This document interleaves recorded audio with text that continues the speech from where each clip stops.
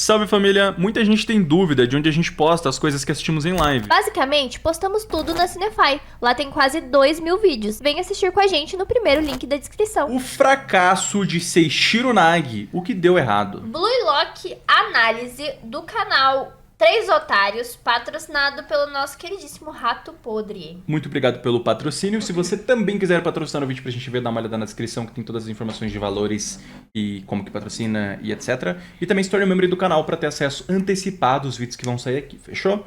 Vamos lá então, vamos ver aí por que o Nagi deu errado, né? Por quê? O Nagi é tão legal, por que deu errado esse menino?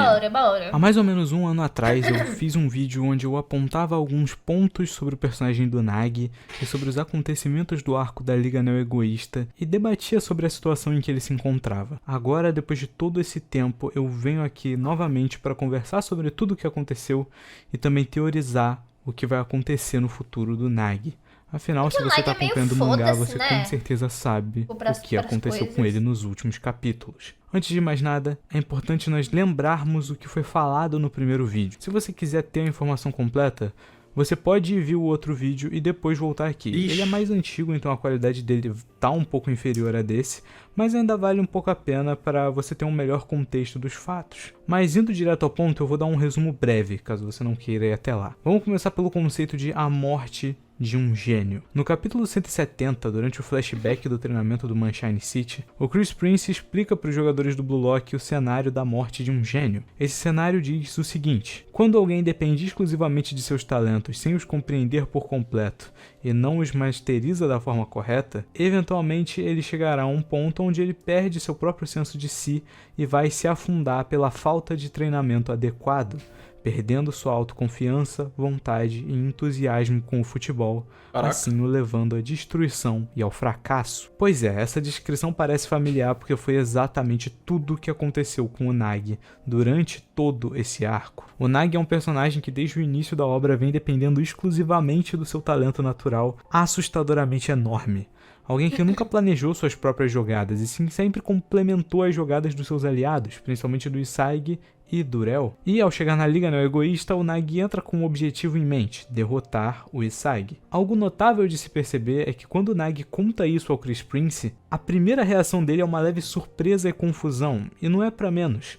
Como dito pelo próprio Nagi, ele não fazia a menor ideia do porquê e nem de como ele alcançaria esse objetivo. O Chris Prince e o Agi, um jogador do Sunshine, tentam auxiliar ele a atingir esse objetivo e despertar o seu verdadeiro potencial. Logo o Chris, né, que é todo a criar suas treino, próprias jogadas e jogar um futebol que começa por ele. Afinal, não é justamente isso que o Blue Lock fala sobre egoísmo, ser você mesmo e usar ao máximo seu talento para atingir seu sonho e objetivo? Aqueles que prosperaram até aqui foram os que entenderam isso e usaram ao seu favor todos os ensinamentos que receberam para evoluir, enquanto os que não conseguem simplesmente ficam para trás. Guardem essa reflexão porque ela vai ser bem importante mais para frente. Mas enfim, durante toda a obra, o Nagi se mostra como um dos melhores do Blue Lock, sequer precisando se esforçar como os outros, não só por não precisar, mas também por não querer. Ele sempre desprezou tudo que ele considerava chato ou desinteressante, e isso acaba sendo extremamente prejudicial a ele. No jogo Bastards vs Sunshine, o Nagi começa a tentar pôr em prática o ato de criar um futebol próprio, mas por isso ser chato para ele, como eu disse antes, isso acaba dando errado em diversos momentos, em diversas tentativas, até que ele resolve ir até o Urel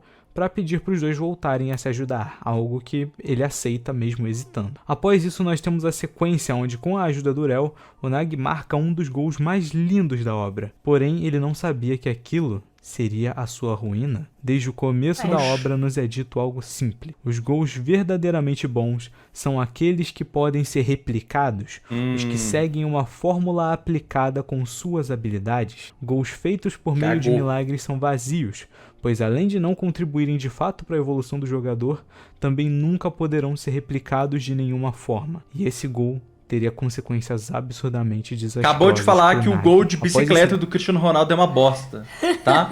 Indiretamente, mas falou. Gol, mundo não de só o Blue Nag, Lock. como o próprio Manshine, entraram em uma onda de derrotas. Após perderem para o Bastard, tiveram o jogo contra o PXG, onde o Nag novamente não marcou nenhum gol e ainda tomaram um hat-trick do Rin. E após isso, o jogo contra o Ubers, onde eles também perderam e o Nag também não marcou nenhum gol. Partida essa onde o Nag e o Barou conversaram, e o Barou disse a ele que ele precisava urgentemente melhorar, fazer uma autoanálise e renascer, Caraca. ou Mano, ficaria pra Barou trás. falando Eu isso. gostaria de mencionar um outro fato, que é que até então, na Liga Neo Egoísta, o normal é a gente ver os times ganhando de 3-2, as partidas finalizando nisso. As partidas do Manshine contra o PXG e contra o Ubers terminaram em 3-1, as duas. Por que que isso aconteceu? Justamente porque graças a essa interferência que o Nag e o Urel estavam fazendo, jogando juntos, tentando jogar juntos, Boa e noite. consequentemente Boa noite. afundando o talento dos dois, fez com que o Manshine como um todo jogasse de maneira excepcionalmente inferior do que ele poderia estar jogando no auge. A prova disso é o que a gente vê na última partida, a partida contra o Basha, onde nós finalmente Basha. vemos os pensamentos do Nag acerca disso tudo. O jogo começa de uma forma minimamente assustadora pro Nag e pro Urel. Os dois haviam visto seus valores caindo 2 vezes seguidas e precisavam urgentemente provar que mereciam estar no top 23. Eles começam o jogo auxiliando o time e dando uma assistência ao Shigiri, que abre o placar. No entanto, a situação é virada rapidamente com um gol marcado pelo Bachira. O Ag tenta trazer o Nag de volta a si para novamente fazer ele jogar de forma original, mas o único pensamento que vem à mente dele é como ele e o Urel precisam ganhar juntos, algo que é novamente afundado quando o Otoya marca mais um gol, deixando o Manshine na desvantagem. O Nag começa a pensar sobre o que falta nele, e ele chega à conclusão que é o fogo, a inflamação, as chamas da vontade de se colocar no centro do mundo, algo que ele não consegue criar em si. Nesse momento a gente acompanha uma coisa muito interessante, que é uma narração do Isayg que explica com mais exatidão o que é esse fogo que o Nag está se referindo. Essa chama nada mais é do que o entusiasmo formado após uma árdua vitória. Ter Ele um não tem objetivo, isso, né? seja derrotar alguém ou realizar um sonho, misturado a usar de seus talentos e os evoluir para vencer. É isso que gera a chama, o entusiasmo.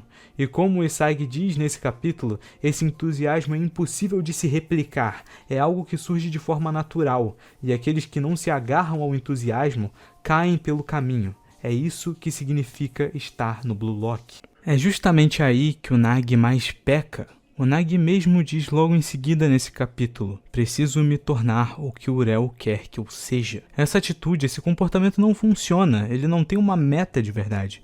Portanto, é incapaz de se incendiar sozinho. Assim, nesse momento, o objetivo dele torna se incendiar para que ele possa também incendiar o Urel. Cruz Prince resolve passar a bola para o Urel, que acaba por marcar um gol e empatar o placar. Caraca. Momento perfeito para que Como um o Urel último muda, ataque né? coroe um herói para a partida. O Nag, então, se vira para o Urel e diz que irá mostrar que pode lutar sozinho, assim como o próprio Urel é capaz agora. O começo da investida final funciona de forma ótima.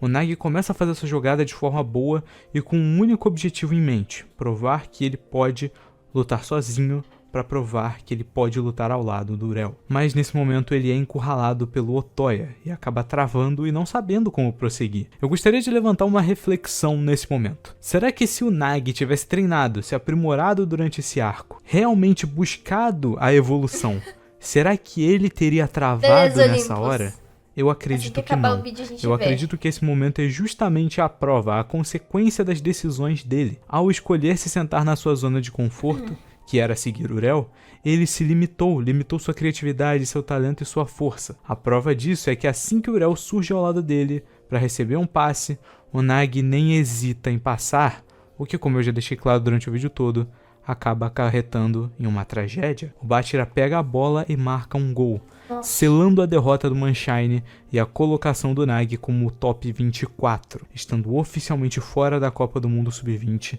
e talvez até fora do Blue Lock. Eu digo talvez, pois mesmo que o Ego nunca tenha dito isso de fato, por toda a construção do momento, principalmente em relação ao desenvolvimento do Igarashi nesse arco, eu acho difícil que esse ranking decida apenas a seleção. Pode muito bem ser algo a mais, mas isso é só uma especulação / teoria. O que realmente importa é que o Nag realmente sofreu essa resposta dura pelas atitudes dele. Não foi por falta de aviso. Todos os personagens que conversaram com ele sobre o assunto deram a ele a mesma visão.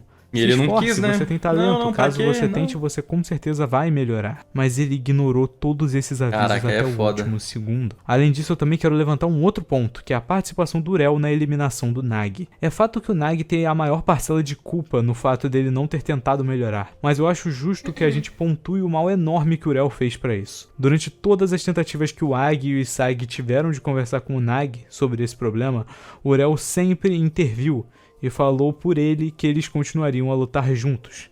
A situação poderia ser outra se o Urel deixasse o Nag pensar por si mesmo no que foi dito pelos outros. Tudo Mas culpa o do réu. grande problema com isso é que eu duvido muito que o Parece que próprio tem uma Nag inversão de pensaria papéis. sobre esse assunto, caso os o personagens Urel era tivessem muito conseguido de dependente fato do falar Nag com e ele. Agora, um trocou. outro tópico é que eu falei mais disso no meu último vídeo, mas a gente tem que tirar também um tempo pra dizer o impacto enorme que isso traz à narrativa. O Nag é um personagem principal, sendo basicamente o deuteragonista da obra. E ver ele sofrendo dessa forma é impactante, porque a gente nunca tinha tido nada parecido. O momento foi excelentemente construído, com o Nag tendo a sua queda gradual durante todo o arco até finalmente atingir o fundo do poço nesse momento. E eu quero encerrar esse vídeo fazendo algumas teorias sobre o tópico: Nag volta ou não volta para a obra. Vamos explorar duas possibilidades aqui. Caso ele volte Acho que volta. de forma Não. fixa, é interessante, pois isso fecha o arco dele de forma boa, com ele renascendo e atingindo um novo nível das suas habilidades.